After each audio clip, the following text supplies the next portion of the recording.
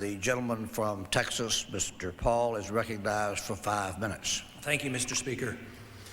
Mr. Speaker, earlier this year, another member severely criticized me on the House floor for declaring on C-SPAN that indeed many Americans justifiably feared their own government.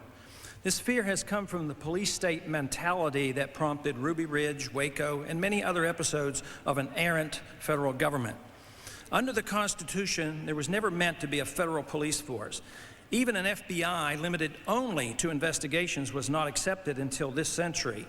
Yet today, fueled by the federal government's misdirected war on drugs, radical environmentalism, and the aggressive behavior of the nanny state, we have witnessed the massive buildup of a virtual army of armed regulators prowling the states where they have no legal authority.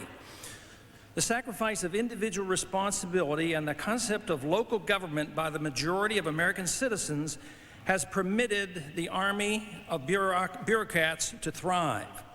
We have depended on government for so long that we as a people have become less vigilant of our liberties. And as long as the government provides largesse for the majority, the special interest lobbyists will succeed in continuing the redistribution of welfare programs that occupies most of Congress's legislative time. Wealth is limited, yet demands are unlimited.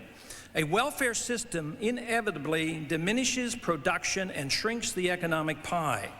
As this occurs, anger among the competing special interests grows. While Congress and the people concentrate on material welfare and its equal redistribution, the principles of liberty are ignored and freedom is undermined. And more immediate, the enforcement of the interventionist state requires a growing army of bureaucrats. Since groups demanding special favors from the federal government must abuse the rights and property of those who produce wealth and cherish liberty, real resentment is directed at the agents who come to eat out our substance. The natural consequence is for the intruders to arm themselves to protect against angry victims of government intrusion. Thanks to a recent article by Joseph Farah, director of the Western Journalism Center of Sacramento, California, appearing in the Houston Chronicle, the surge in the number of armed federal bureaucrats have been brought to our attention. Farah points out that in 1996 alone, at least 2,439 new federal cops were authorized to carry firearms. That takes the total up to nearly 60,000. Farah points out that these cops were not only in agencies like the FBI, but include the EPA, the U.S. Fish and Wildlife, the Army Corps of Engineers. Even Bruce Babbitt, according to Farah, wants to arm the Bureau of Land Management. Farah logically asks, when will the NEA have its armed art cops? This is a dangerous trend. It's ironic that the proliferation of guns in the hands of the bureaucrats is pushed by the anti-gun fanatics who hate the Second Amendment and would disarm every law-abiding American citizen. Yes, we need gun control. We need to disarm our bureaucrats, then abolish the agencies.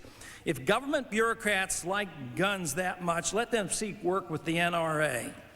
Force and intimidation are the tools of tyrants. Intimidation with government guns and the threat of imprisonment and the fear of harassment by government agents put fear into the hearts of millions of Americans. 4 days after Paula Jones refused a settlement in her celebrated suit, she received notice that she and her husband would be audited for 1995 taxes.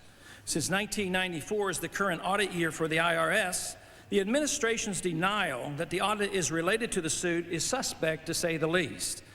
Even if it is coincidental, don't try to convince the American people.